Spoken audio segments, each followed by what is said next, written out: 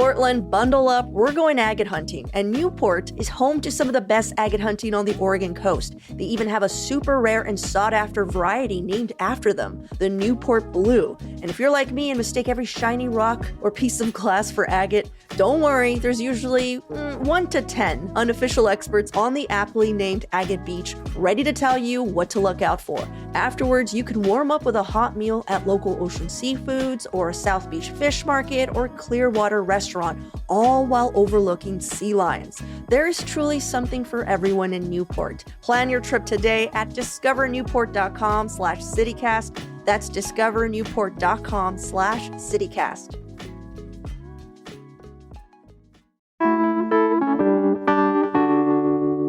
Today on CityCast Portland, we're talking about the city official that's vowing to keep Portland's ice facility open, PacifiCorp's liability in a class action lawsuit over the 2020 wildfires topping $1 billion, the recycling company that dumped 17 tons of plastic in a local landfill, and so much more.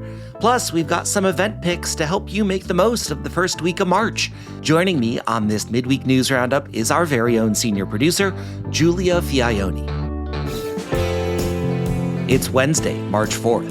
I'm executive producer John Notarianni in for Claudia Meza, and this is what Portland's talking about.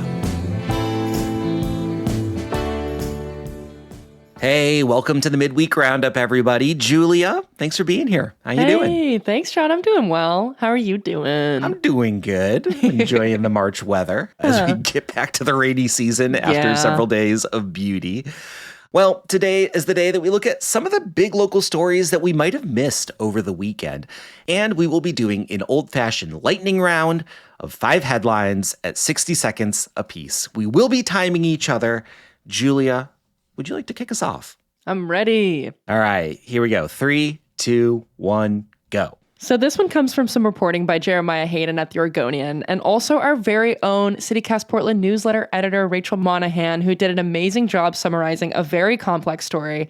And that is, this week, the Portland Mercury obtained a recording of Portland City Administrator Raymond Lee telling staff on February 24th that they are committed to keeping the ice facility in South Portland open. Now, that's notable because it comes at a time when the city has found that the facility violated its land use agreements many times by detaining people at the facility for longer than allowed.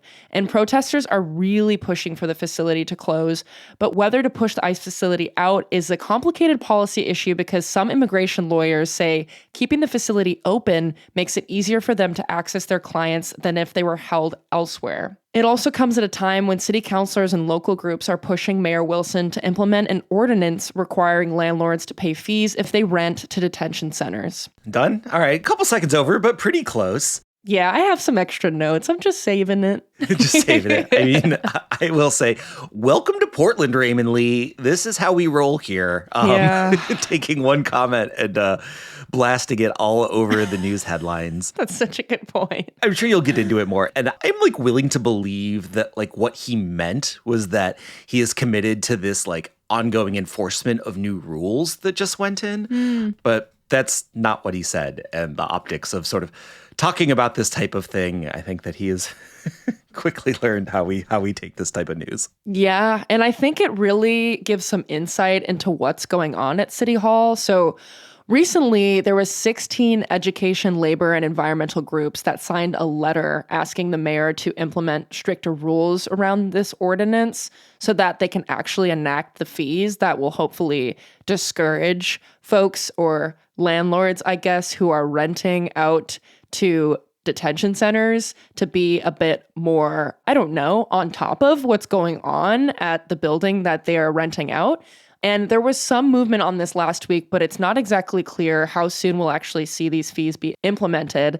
And there's a lot of frustration on the activists' part towards City Hall, towards the mayor, towards admin, to move more quickly because of so many reasons, right? For the folks that have been showing up protesting there, being severely injured night after night, having the gas seep into the nearby housing buildings right there. There's so much at stake here. So to hear this quote from Raymond Lee, our city administrator, who's only been working with us since early January, feels like a little bit of a jab, but you have to take it in context, right? There's a lot of guidance from both sides of this saying that it's a lot lot more complex than just shutting the thing down. So I feel like there's going to be more conversations about this one soon. For sure. Yeah. I mean, and I think at the same time, like, I don't think the city has the ability to just like flip a switch and shut it down the way that activists might want them to. There's a lot more to it than that. But yeah, we're going to keep talking about this. We know it to be true. All right. I've got one for you based on some reporting from Ted Sickinger at the Oregonian. Are you ready?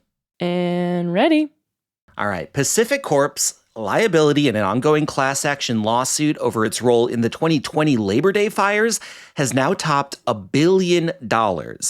Back in 2023, a jury found that the utility company had basically been negligent and reckless for not shutting off power during a windstorm that caused some like really major catastrophic fires. Well, last week, Multnomah County jury awarded $305 million to 16 plaintiffs. That puts the total over $1 billion. And get this, Julia. Oh my gosh. They've only done 145 plaintiffs so far. There are 1,500 more plaintiffs scheduled for trials through 2028. So there's going to be a lot more money. And PacifiCorp is already on the hook for another $2.2 billion to another like 4,200 plaintiffs, like individuals, wineries, and the U.S. governments.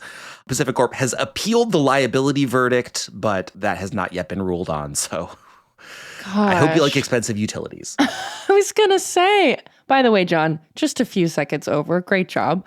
I got close, yeah. I am so concerned about how this is going to trickle down, as they say, to all of us, right? And that is not to say that these folks don't deserve that money. I just don't trust the company to actually work through this in a way that doesn't put the responsibility back on all of us paying our utility bills. I always feel like there's a more creative solution than that, but it seems like that's always the outcome for situations like this. And that's the thing I'm like anxiously anticipating as we go through. Yeah. And I'm really thinking about like what the future is going to hold. Like, you know, in this moment, they didn't want to shut off the power to thousands and thousands of people, which nobody wants. In retrospect, that was the wrong choice. But I think what it's going to mean is that any time that there's a threat of wildfires, certain portions of the state might just see the power grid shutting down preemptively, which is also going to be very, very frustrating for a lot of people. So yeah. And just to remind folks of the gravity of this situation, these fires back in 2020, there were multiple people that died. So this is like a situation that makes a lot of sense for this much money to be piling up over the months and years. So again, everything has to be taken into context. Extraordinary property damage. Like, you know, in Southern Oregon, some small towns were just completely leveled by these fires. Yeah, it was forever really life-changing stuff. Really terrifying time. Well, props to the people who are getting their settlements, though. Yeah, I know. I can't imagine how exhausting all of this has been for them to even stick with it through to this point. Yeah. Well, Julia, do you have another story about environmental damage for us, please? Unfortunately, I do. All right. 3, 2, 1, go. So some reporting from Austin de Dios at the Oregonian shows that Portland recycling and waste hauler City of Roses Disposal and Recycling was caught sending about 17 tons of plastic to a local landfill instead of recycling it after not being able to consistently secure a buyer for the plastic over the last couple of years. So having violated its contract with them, Metro issued a $10,690 fine and required City of Roses to secure an operating improvement plan, which the company did pay the fine and is working to address this issue. But despite the violation, Metro approved another 5-year franchise agreement, which started this year. And the company continues to hold about $5.5 million in local government contracts for things like the Oregon Convention Center and the Oregon Zoo. Generally, Metro staff has recommended closer oversight and even a shorter franchise agreement, but said the company's evaluation scores and diversity credentials is helping keep its contract going, which it's important to note. The company is a Black-owned business that's been operating in Portland for decades.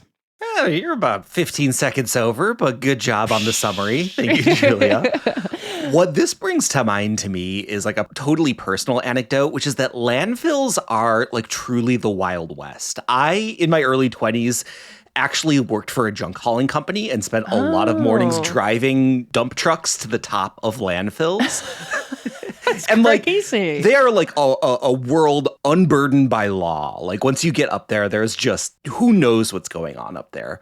So yeah, it's not surprising that there's like a little bit of an oops, we didn't know we were supposed to be dumping that. I guarantee that's what's happening at every landfill across the country, unfortunately.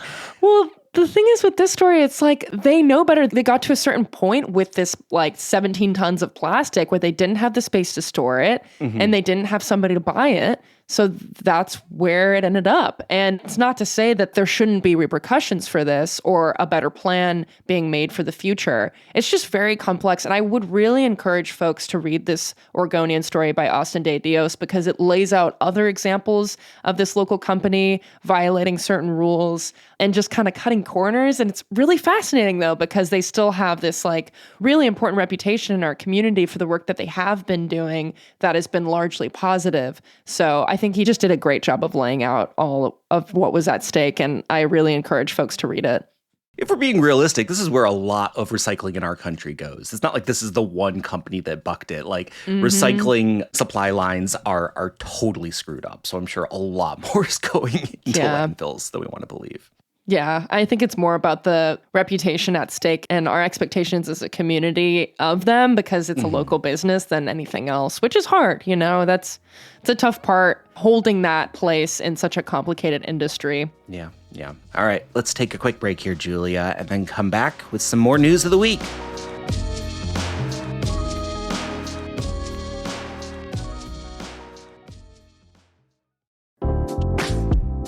Spring buying season is here. If your 2026 goal has been to finally buy something for yourself in Portland, you've got to be fully prepared.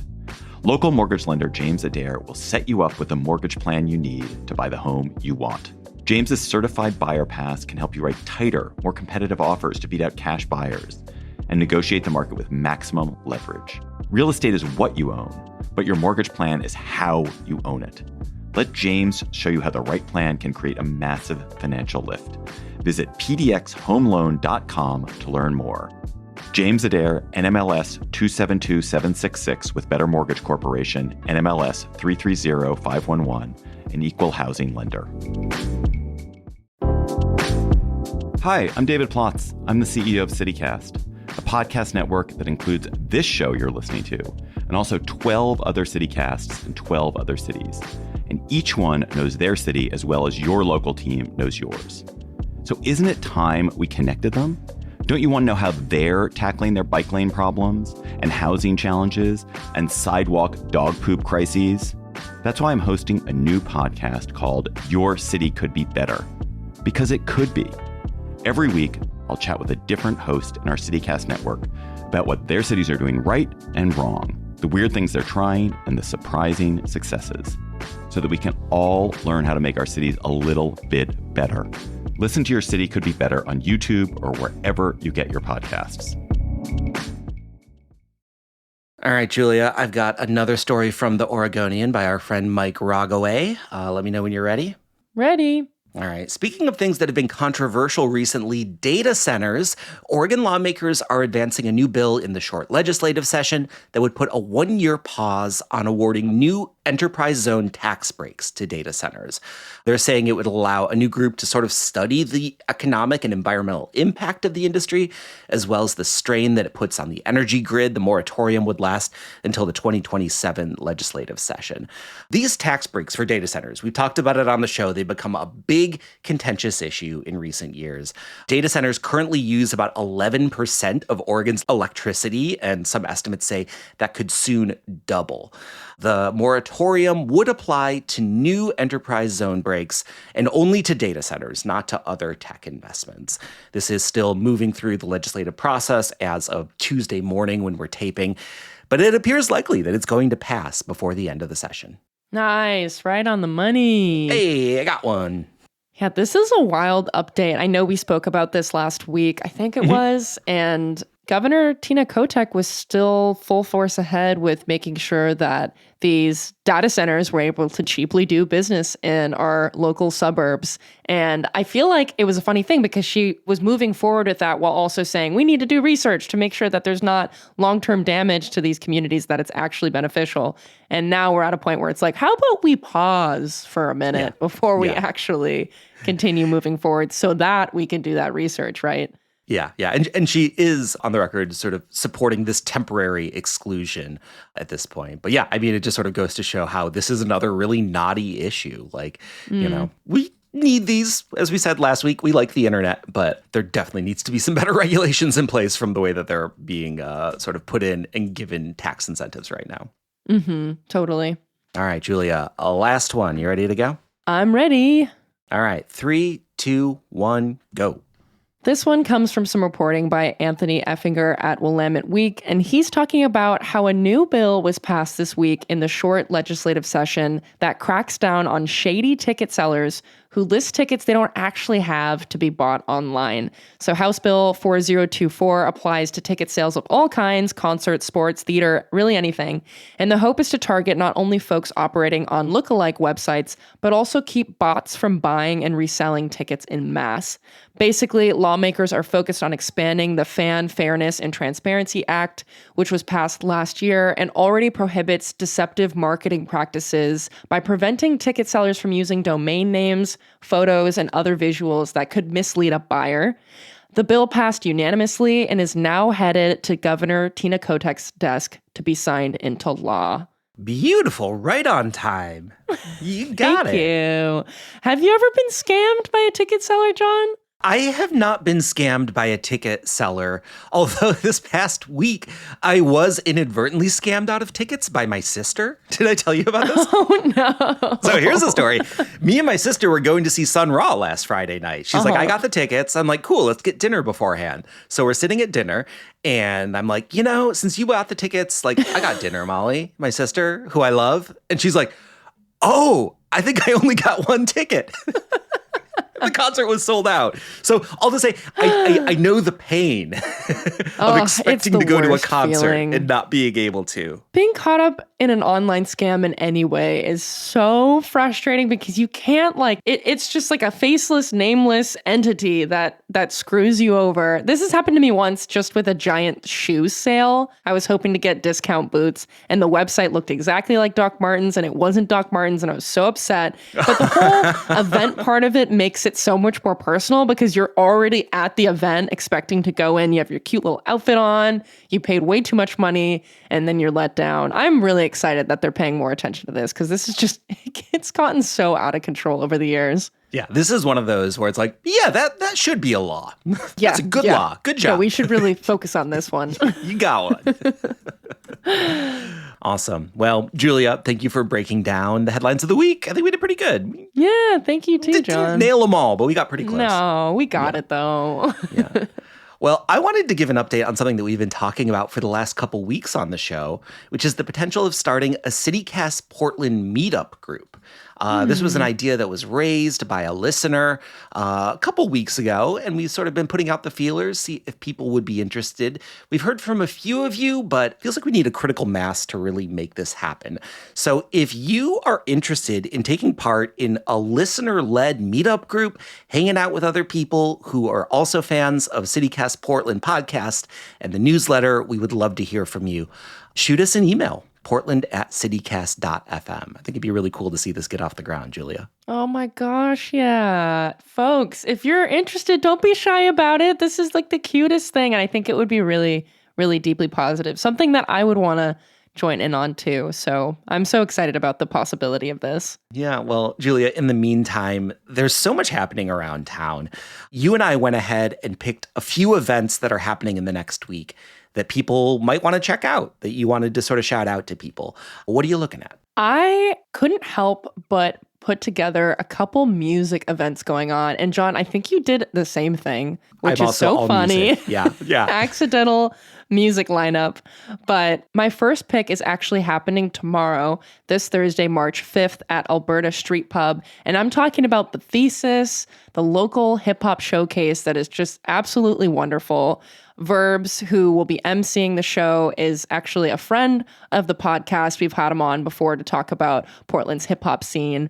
And they have a few artists featured on Thursday. One that's caught my eye is San Francisco rapper Afterthought, who performs with this like R&B jazz group called Family First. They're on tour right now, and one of their stops is at Alberta Street Pub. Last time I went, I felt like I was in the coolest room in Portland. It was like such an amazing energy. I would highly recommend going. The doors open at 8:30.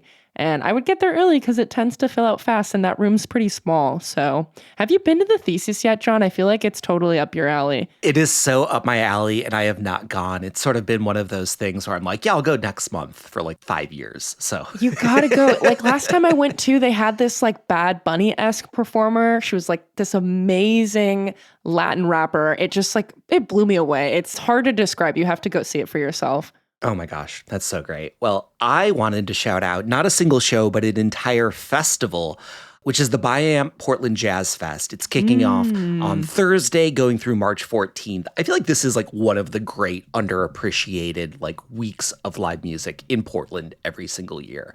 Totally. They bring in like such an amazing diverse array of like jazz and jazz adjacent musicians. St. Vincent is going to be there. Mavis Staples is going to be there. Gosh. Like just some real heavy hitters. But I wanted to shout out 2 shows that are happening within the next week. On Saturday, Mono Neon and Mohini Day are performing. They are 2 of the like, do you know them? They're jazz bass players. They are both freaking incredible. That's crazy. Seeing both of them on the same bill, like, is going to be awesome. That's happening at Revolution Hall on Saturday. And then next Wednesday, the Jeff Parker Quartet is playing at Revolution Hall. He's a jazz guitarist. Yeah, known for his work with the band Tortoise. I actually saw this quartet last fall in Chicago, and they were incredible. It was like one of those live performances that I think of, and I'm like, I wish I had a recording of that because it was so, so good. Well, you could just go again. Yeah, That's awesome. I think I might, coming up on Saturday. That's great. And I love that both of those shows are at Rev Hall. I am like such a Rev Hall stan. I think the sound is incredible in there. You can see from every point in the room. It's like perfect for that kind of music. Yeah. All right, Julia, you're back up. What do you got? Yes, I have another music event. I'm talking about Family Worship Center at Bunk Bar on Southeast Water Avenue on March 6th, this Friday. They're just this massive funk rock soul band. And by massive, I mean massive in sound. There's so many people on stage. It's crazy, playing all these different kinds of instruments. And they're a local band too, which is especially fun. And they are going to be playing with a Seattle rock band, Smoker Dad. They're also tons of fun. And then another local country rock band, West Coast Country Superstars. This is going to be such a loud show. I also love Bunk Bar as a venue. They have awesome food. It's kind of fun to be in that little Southeast Water Avenue industrial pocket of town. It just kind of feels like a secret hideout. The doors open at 7:30. You can get tickets ahead of time for $15. On the day of, it'll be $18. But I promise you, it'll be fully worth it. I'm going to be there. It's going to be super fun. Bring earplugs, though. I think that's probably the right call for this show. Yeah. I feel like shows at the Bunk Bar are totally like a Portland rite of passage. But that is a room that was not designed to be a venue. So it like, it echoes, man. It gets loud in there. Yeah, but you're so right. So fun. Awesome. Well, I've got one more, and this is a little bit of a log roll because someone near and dear to me is a part of this. But International Women's Day is coming up this weekend. And in celebration, the Aurora Chorus is hosting its annual International Women's Day concert this Friday at the First United Methodist Church in Goose Hollow. That chorus might sound familiar to you because Olivia Clark, who was recently on the show, mentioned them. She's a member of it. One of our city councilors. Counselor Olivia Clark, yeah. But Aurora is really cool. They're a non-audition women's chorus celebrating women's perspectives and empowerment, including trans women. There's about 100 singers in this chorus. So imagine like 100 women on stage singing in unison. It's super, super powerful. This year, they're going to be performing everything from like Turkish folk songs to songs by Brandi Carlile. They're going to be joined by the Baksana Ensemble and the Portland Symphonic Girl Choir. Just a really like beautiful, powerful, wonderful evening of music. That's so awesome. Wow, how fun. I feel like we got so much going on this week. Yeah, there's a ton of stuff. And even if, you want to do something this week, but you're like, I don't want to go see music, and that's all you talked about. Fair. You can subscribe to the CityCast Portland newsletter. Our editor and colleague, Rachel Monahan, does such an amazing job of finding all sorts of different events every single day. Yeah. And if you check it out, I'm sure you'll find something you like. Yeah. Well, Julia, you got me excited. This is a lot of really cool stuff coming up. Thanks for front loading us with a couple kind of dire headlines and then bringing the joy. So much to enjoy in our city. No, I feel like this episode is a little bit of an emotional roller coaster, but hopefully we left you with something a little bit more positive and you'll get out and do something this week. Yeah. All right, Julia. Thank you so much. Thank you.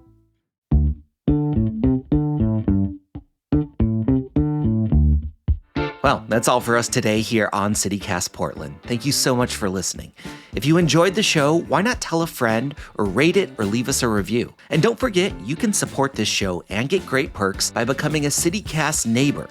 Just visit membership.citycast.fm. We'll be back tomorrow morning with much more from around the city. Until then, see you at Slim's.